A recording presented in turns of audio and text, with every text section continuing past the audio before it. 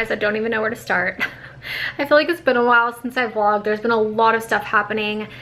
My life has just been kind of crazy lately. At least the past few weeks have been really crazy. And I just ran up the stairs, so if I'm out of breath, that's why. God, I have a lot to catch you guys up on. I've had some like full-on emotional mental breakdowns, 2 of them actually, like within 3 days. Also during that time, I have had a lot of just like personal stuff going on.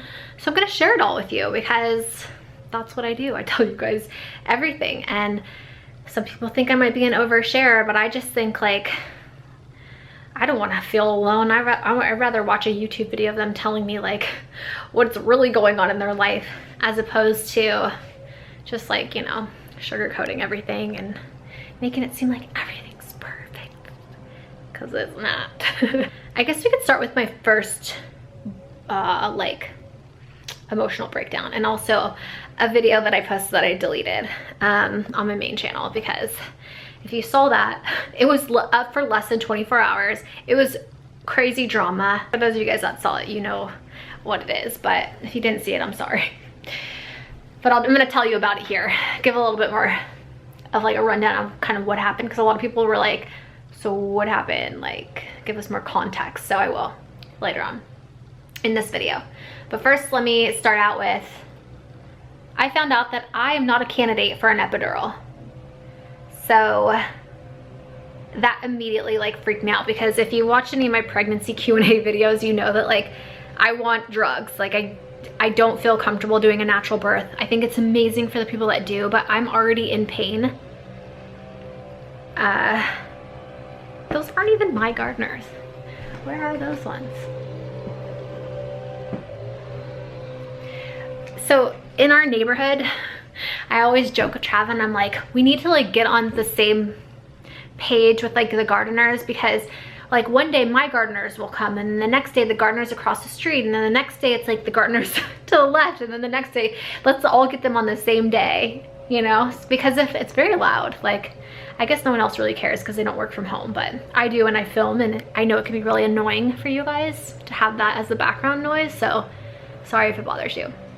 I'm very grateful for my gardener. So I ain't mad about it. I'm just, don't want you guys to get annoyed. All right, where was I? Oh, can't have an epidural. So I knew I've had back surgery from breaking my back when I was younger, when I was 15, and they fused all 1 through 5 in my back, and there's a lot of scar tissue, and I've had multiple surgeries where they've cut down the same scar, and I guess the place that they put the epidural is like right in that spot, like right in between where my surgery and scar was. And I talked to a few different OB anesthesiologists that said I'm not a candidate for it. So I had some hope, thinking, because I think my doctor said like, oh, you might be able to. But at this point I know I'm not gonna be able to get an epidural. So that scares the shit out of me. I am already scared. Like I was already scared thinking I was gonna get an epidural, even scared with just that, because I'm a baby and I have really bad anxiety. And I freak out about everything. So now I'm really kind of freaking out, because I'm like, oh my God, what are we gonna do? Can they put me under general anesthesia and just do a C-section? So most doctors do not want to do that. It's like a literally last result, right? Like an emergency situation, they give you an epidural and they do a C-section. For some people that the epidurals don't work, they have to put them under general anesthesia, meaning like they're not awake when their baby's born, the husband can't be in the room, you know, like, so it's kind of sad, because when you think of giving birth, you think like, oh, I'm gonna give birth to my baby and it's gonna come out and they're gonna give it to me and it's just gonna be like this amazing magical thing. And for me, it's just like, I'm kind of like, I don't know. We don't know what's gonna happen. So I have an appointment with my doctor in 2 weeks for like the 20-week anatomy scan, where they like, you know, do the whole in-depth detailed ultrasound to make sure everything looks good. So hopefully at that appointment I'll be able to talk to him and we'll be able to figure something out, because I think once I know in my mind like what is most likely going to happen, my anxiety goes down a lot, because I'm kind of like I'm a planner. I like to know what's going on, and I don't like feeling like out of control or not, you know, knowing what's gonna happen, and like the fear of the unknown, like all those things. Like, just, it'd be best just to knock me out and get my baby, you know, safely into this world. So, because I just don't know how I would do pain-wise doing a natural birth with just like already having chronic back pain and just a lot of pain.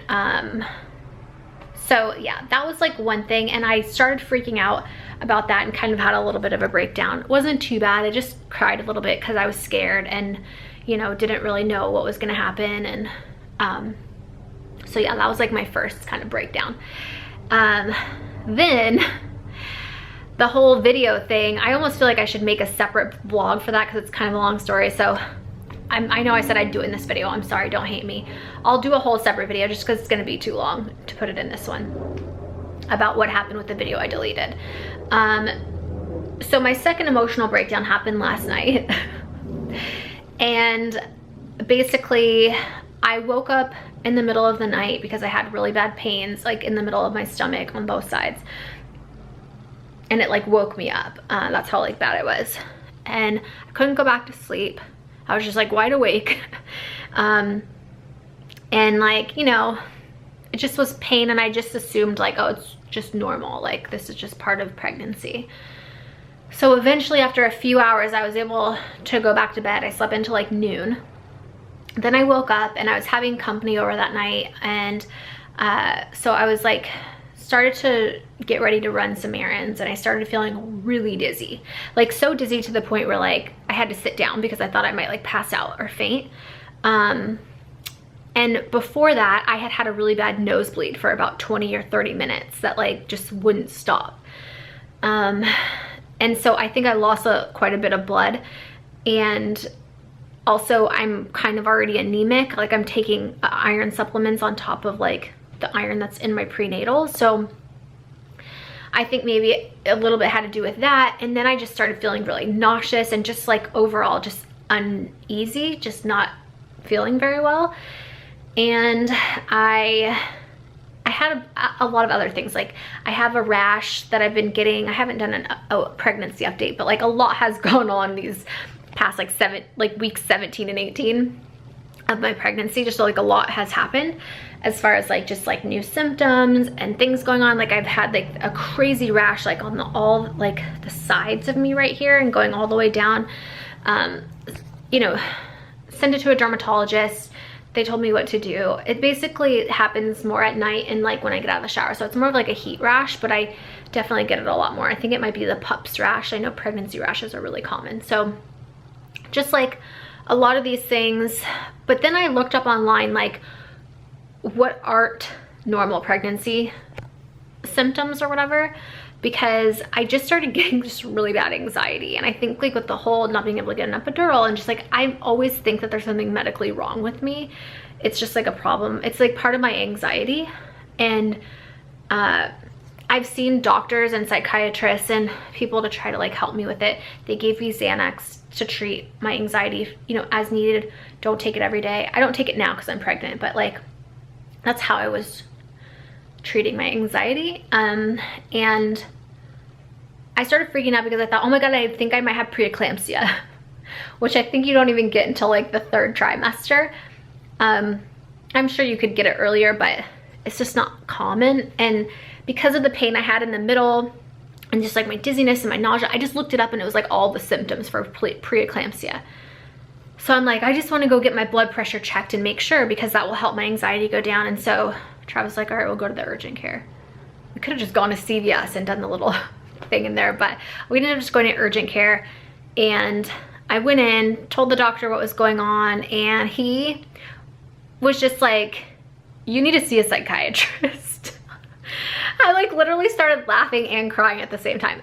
No, I didn't start crying when he said that to me, but he was just like, I could just tell you have such bad anxiety. Like you have, he called it somatoform or something like that, where it's like, you have to look it up. I'm not good at like explaining what it is, but it's basically a type of anxiety where you think and you actually feel like these symptoms that you're having, you think something's wrong with you, but like really you're totally fine. But in my mind and the way I'm feeling, like it's like a real thing. Like we're not making up symptoms, like they're actually happening to us. And so we go see a doctor because we think that like something's wrong.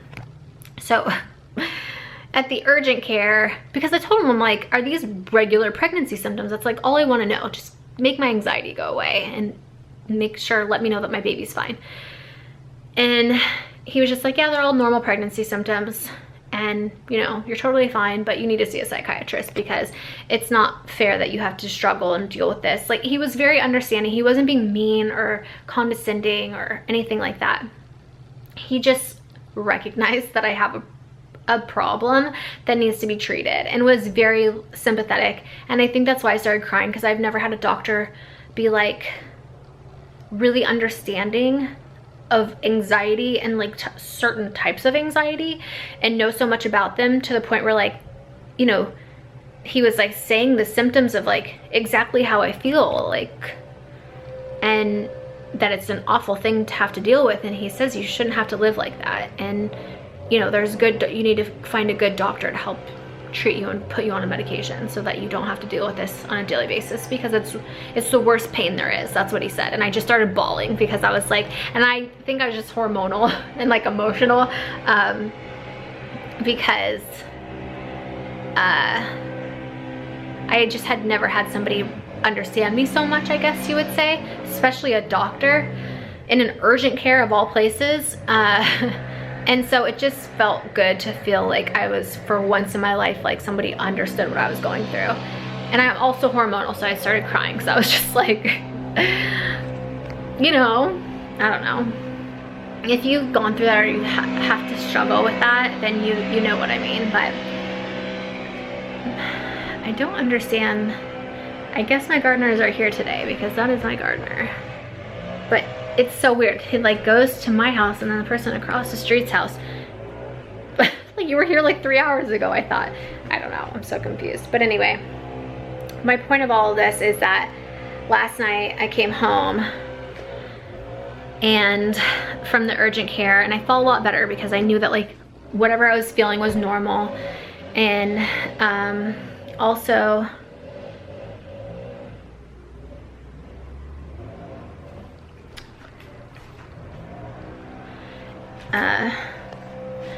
and also that, you know, my baby was fine, which was like all I cared about. And so, yeah, those were my little breakdowns. And then I couldn't stop crying last night, and I was just very emotional, like very hormonal and emotional. And I was literally crying for nothing at all, you know? And then I was just so physically drained and exhausted from just having such bad anxiety and like crying and all these different things that like I just like fell asleep early and then woke up and I was like better. I still had like dizziness and all the same symptoms, but my anxiety was gone. So that's kind of like those are about my breakdowns, my mental breakdowns. And again, there's a lot of other stuff going on at the same time, so I'm sure that doesn't help. But I just need to like stay as stress-free as I can right now, because I'm growing a tiny human and I just want to be as healthy as possible for me and the baby. And I need to just not be stressed out. So I need to just start meditating and just, you know, maybe I do need to see a psychiatrist or a psychologist. And I don't know, maybe I just need somebody to talk to about all this that can maybe give me some techniques or whatever. I mean, I've tried all that, doesn't work for me, but wouldn't hurt to try to do it again. But so that's kind of what's going on. Also, another crazy thing, I feel like this video is gonna be so long, is that we are trying to get like the nursery and the baby room. By the way, if you don't know which room we're doing the nursery in, let me just show you, because a lot of people have asked like, oh, which room are you doing the nursery in? So these rooms, there's a bunch of storage in, they haven't been remodeled, so it's a little wild. And like I said, very messy because it's just storage rooms right now. But this is gonna be the nursery room.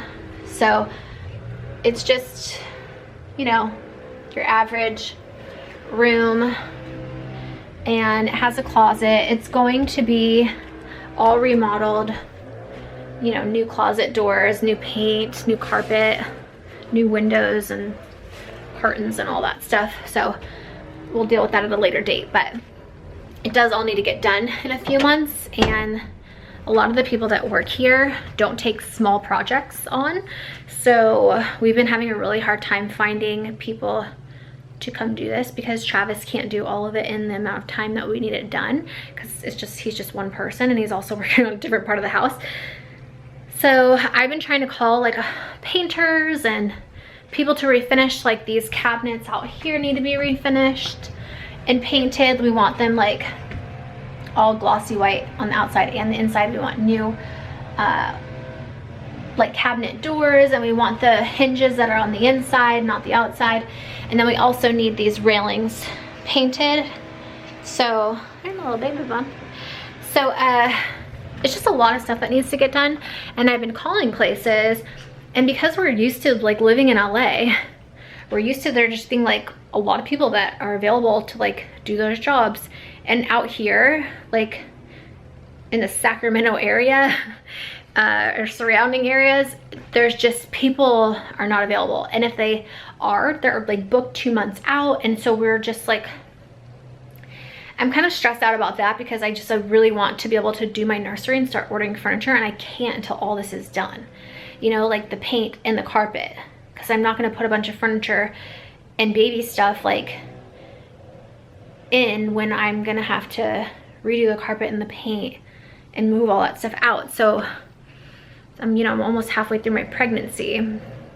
I want to get that started when I'm like feeling well enough to do all that. So that's kind of what I've been doing. Also, I've also been working on my second book, and not posting very much on here or on my main channel. My beauty channel has been neglected just because we're trying to get a lot of work done in and around the house, and also all the things I just told you, and just like personal stuff going on with other things, like that video I told you that was deleted. That is like a whole long video on its own that I want to kind of explain why I deleted and all that stuff. But yeah, let me show you guys, because we are in the middle of doing the mudroom. So laundry room is done. You guys saw that vlog. That was the one before. And then this is the mudroom that they're still working on. My husband, but all by himself, is working on, and he's doing such an amazing job. I'm so grateful for him. He's so talented. He's at acupuncture right now, so he's doing that. We're working on that. I'm very excited about it. I've been helping like with little things here and there, like whatever I can help with. I'm like, can I paint? Like, can I do something, because I feel so like useless. But he doesn't want me doing a lot of stuff, and he's very like a perfectionist, so he likes to do things himself because he knows they're gonna get done his way and the right way, probably. Also, God, I have so much I want to tell you guys. Loving Tan, my favorite self tanner. I'm super pale. Like, this is like the whitest I've ever been in my life. So I asked them to send me medium, which is like probably their lightest one, because I feel like if I did ultra dark, which is what I have, it would just come out looking crazy. So I'm gonna do this. I'm really happy that they sent that over. It's very nice of them. Also, I think I've told you guys a million times that it doesn't come when you order the self tan, which this stuff is amazing. This is like, honestly, like, I don't just say this because they send this to me. If I didn't like the self tanner, I would just say don't send it. It's a waste of time because I'm not gonna use it. But this stuff is amazing. No parabens. It's made in Australia. It's just like, really, it works really well. It's so worth it. If you're gonna try a self tanner, I would definitely recommend this one. I don't get paid if you guys buy this stuff, but because they do send it to me for free, they give me a code that you can use when you check out if you are to try the self tanner, to get a free mitt, because you have to pay for the mitt. If not, it doesn't come with the tanner. So, and you need a mitt. Like, I would highly recommend, if you're gonna self tan, use a mitt, and a good one. This is a good one. If you're not into self tanner because you're like scared, or you think like it looks bad or whatever, they also have this bronze shimmer cream. So if you have like a special occasion, or you just don't want to commit to like self tan that's going to be on for a while, this stuff's really great because you can just wash it off, and it kind of does the same thing, and it's like shimmery and bronzy and beautiful. So, and you don't need a mitt for this. You can just put it on with your hands. So you wouldn't need to use my code if you bought that. And then the other thing I really like is that they have this other mitt. It's the tan removing and skin polishing glove. So it basically exfoliates you, and you always want to exfoliate before you self tan. So, and then it also takes off old tan that's like coming off. This mitt does like wonders. It's two-sided. So exfoliates and like polishes and takes off like old self tanner. And this is the 2-hour express one. They have regular ones that are cheaper that you leave on like 6 hours, but these you only have to leave on 2 hours, and then you can shower them off, which is really convenient and nice for people that are busy. So shout out to Lovingtan.